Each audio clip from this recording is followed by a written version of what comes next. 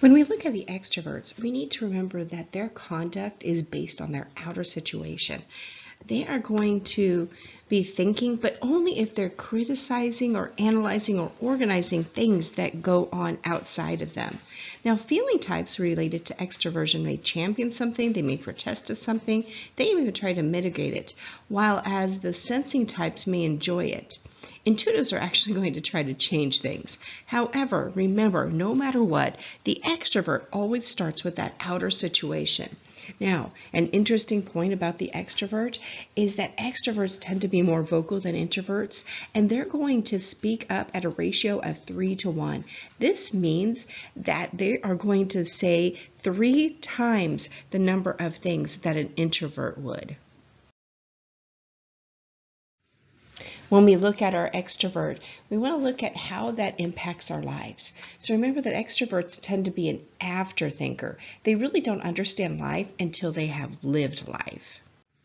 They're very relaxed and confident when it regards to their attitude.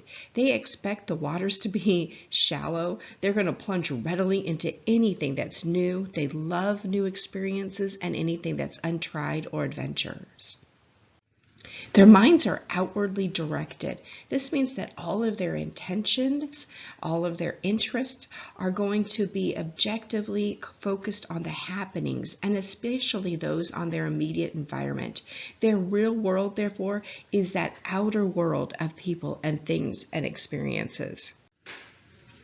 The people of the extroverts are considered action. They're practical. They want practical achievement, and they're going to go from doing to considering and back to doing again, because doing is what they're most comfortable with.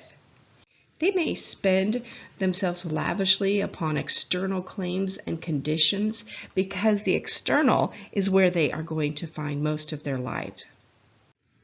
They're very accessible, they're understandable, they're even very social, and they're going to be more at home in the world of people and things than in a world of ideas.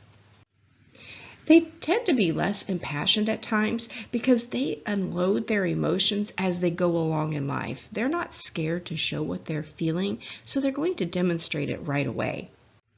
Their typical weakness lies in a tendency toward some kind of superficiality when it regards intellectual ideas, and they're going to be very suspicious of anybody in an extreme type.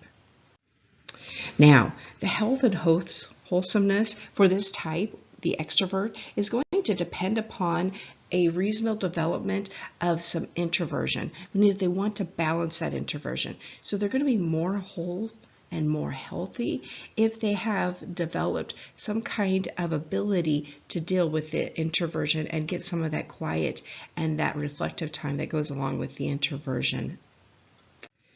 Also, lastly, they're going to conduct themselves in essential matters, but always if it is governed by the outside conditions. They love to be dealing with anything that is outside of themselves.